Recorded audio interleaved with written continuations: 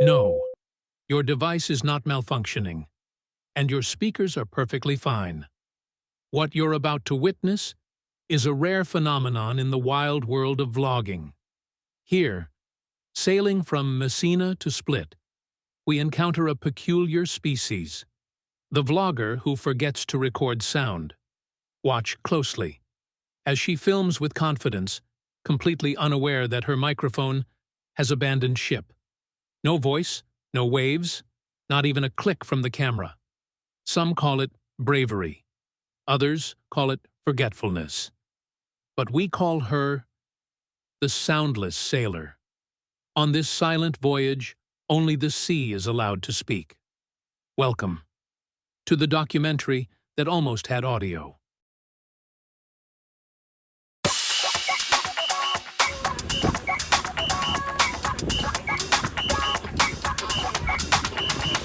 Here we are, under the heel of Italy, heading towards the Gulf of Taranto.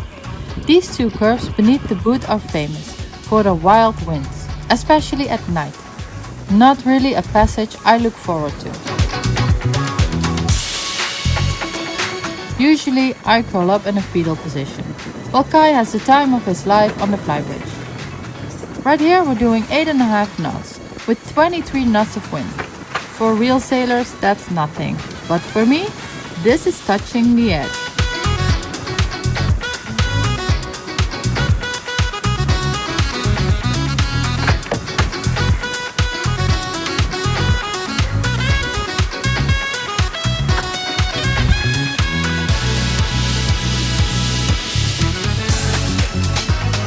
These shots I filmed from my fetal shelter.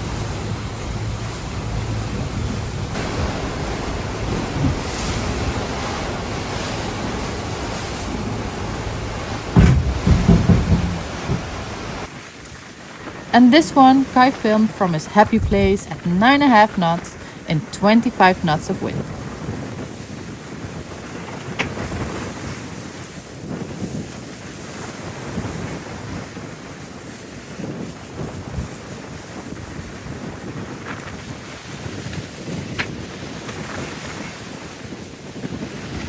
And this is the morning after.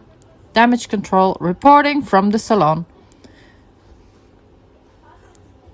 But we survived the night.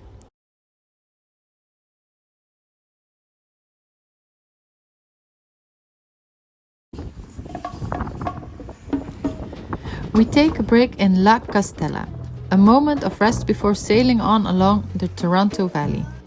Another stretch known for strong winds at night, so this time we decide to sail it during daylight. But first, the town. A charming little place where, believe it or not, there is indeed a beautiful castle. And in June, it is very warm there. I can promise you that. And there's another funny part. We are in Castella in Italy. And our final destination in Croatia is called Castella. From Castella to Kaštela. We visited the castle without Kai and Oli, because Oli wasn't allowed to go inside.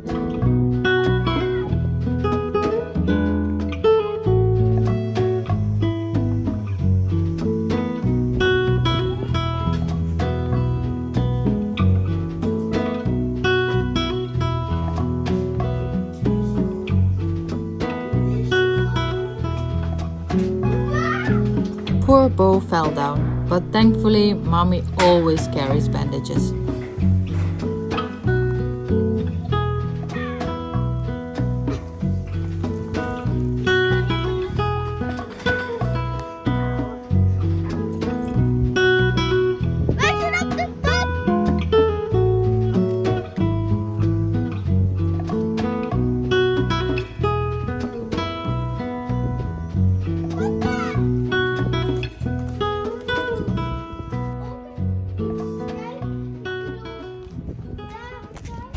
And then it was time, the crossing of the Gulf of Taranto.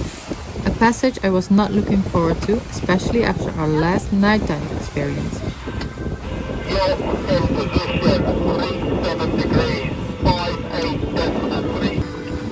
Here you can see Kai hoisting the mainsail, a process that, let's say, requires patience.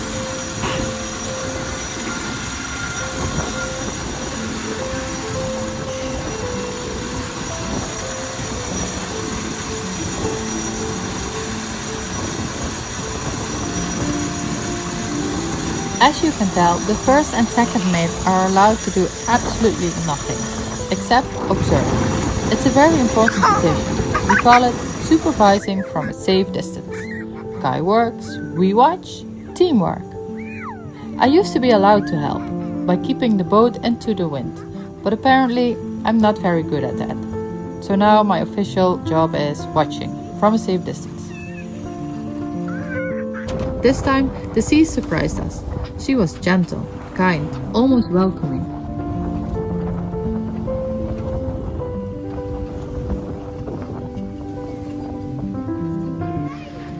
And she rewarded us with a dolphin ballet. Kom naar voren kijken.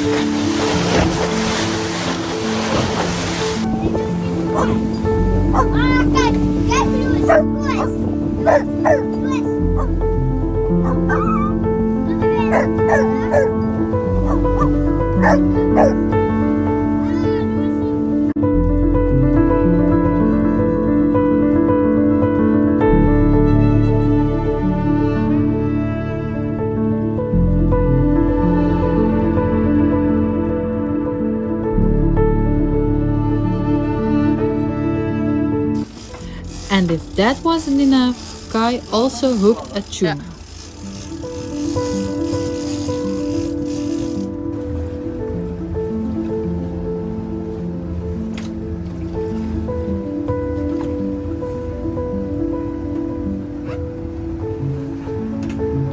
Ik stuur net naar Wim. Voor tijd dat ik weer een fatsoenlijke vis vang. Echt een minuut geleden. Nou Wim, waar is die? Dat is een mega dikke. I always find the bloodbath a bit sad. But well, that's part of life at sea. Out here, nature feeds us. And we give thanks, even when it's messy. And then the story took a completely different turn. Things were going so well that we felt we should give something back. I'll take half the credit now, but honestly, this was Kai's idea from start to finish. We spotted a huge log drifting at sea, and if you hit that in the middle of the night, it can seriously damage your boat. So we thought, or actually Kai thought, if we wouldn't want this happen to us, why not help someone else avoid it? So we got the log and towed it for hours, all the way to the coast guard of Santa Maria di Leuca. I have to admit, Kai was really noble there, towing that tree behind us.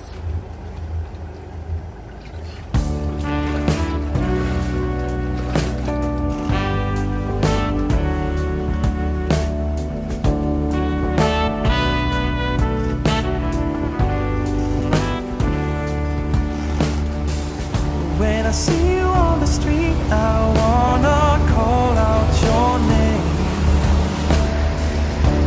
My love for you, baby, has always been the same.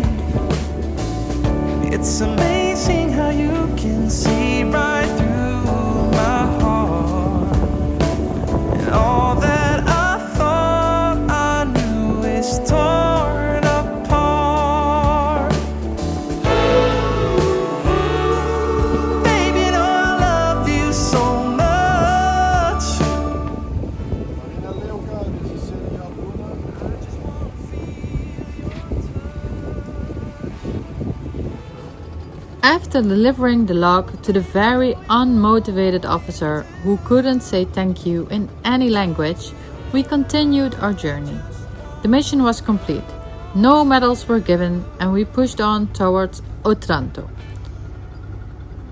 Sometimes at sea you don't get applause, you just get wind. And honestly, that's usually enough. Well, I hurry home to you and wait outside your door. I watch you through the window, staring at the floor.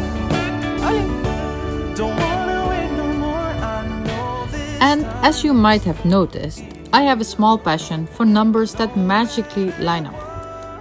Here you see the engine counter shows 1777.7.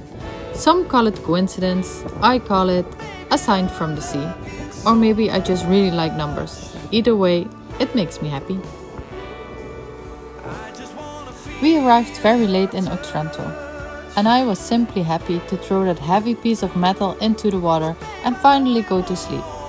The next morning, Lewis became sick.